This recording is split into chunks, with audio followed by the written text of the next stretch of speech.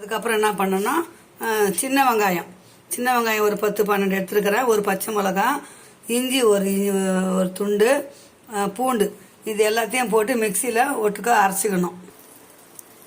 இப்போ அடுப்பில் பாத்திரம் வச்சுட்டு ஒரு ஸ்பூனு நெய் ஊற்றிருக்கிறேன். நெய் தேவை இருந்தால் போட்டுக்கலாம். நாங்கள் நெய் போடுவோம். நெய் கொஞ்சோண்டு போட்டிருக்கேன். கூட கொஞ்சம் ஆயில் கொஞ்சமாக போட்டுக்கணும். பாருங்கள் எவ்வளோ ஆயில் ஊற்றுறோம். அதுதான் கொஞ்சம் ஊற்றோன்னா போதும். எண்ணெய் நல்லா காஞ்சதும் இதில் முந்திரி வச்சுருக்கிறேன், கிராம்பு வச்சுருக்கிறேன், பட்டை, ஒரு ஏலக்காய், சோம்பு, இந்த இலை, இது மொத்தத்தையும் போட்டு அப்படியே அதில் போட்டுடணும்.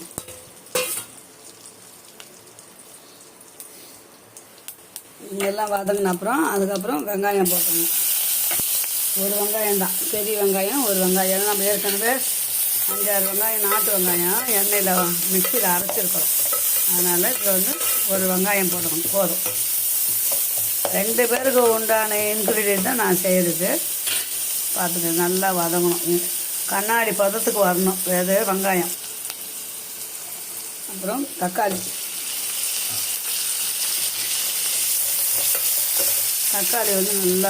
நல்லா வதங்கணும். அதுக்கப்புறம் எறா கழுவி க்ளீன் பண்ணி வச்சுக்கோங்க. எறாவை போட்டுடணும். அதில்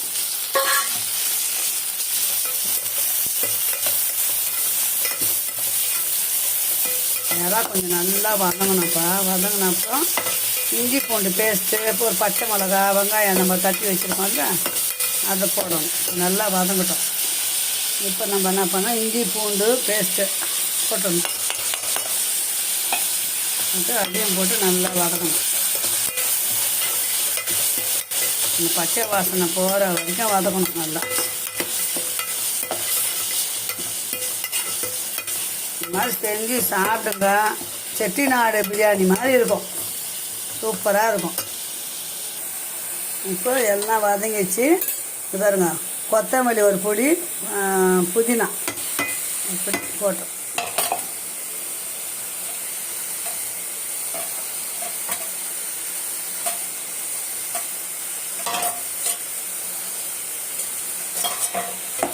நல்லா வதங்கணும்.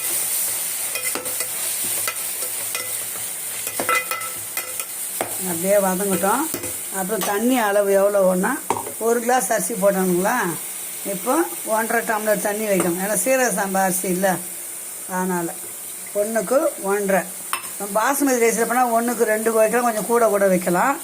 ஆனால் இது 1க்கு 1.5 தண்ணி.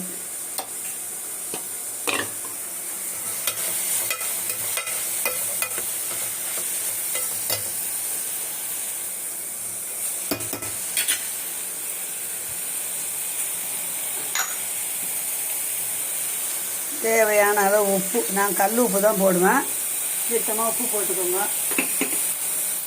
உப்பு போட்டுட்டு ரெட் சில்லியில் மசாலா பொடி கொஞ்சம் போடுறேன். பிரியாணி மசாலா கொஞ்சம் இருக்குது, அது போடுறேன் நான்.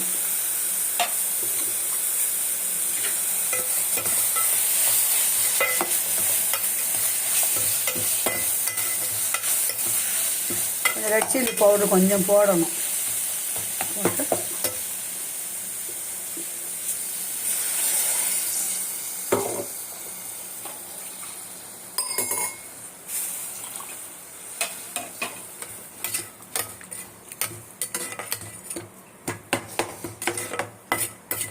காரம் பார்த்துக்கணும். நம்ம பச்சை மிளகா அரைச்சிருக்கோம் இல்லையா, ஒன்று போட்டு பார்த்துக்கணும். நம்ம ரெட் சில்லி பவுட்ரு கொஞ்சம் போட்டுக்கலாம்.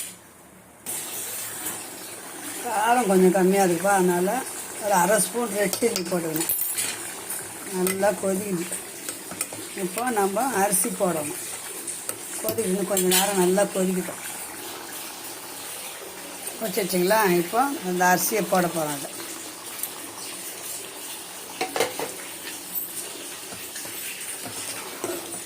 நல்லா கலரி விட்டோம்னு வச்சுங்க.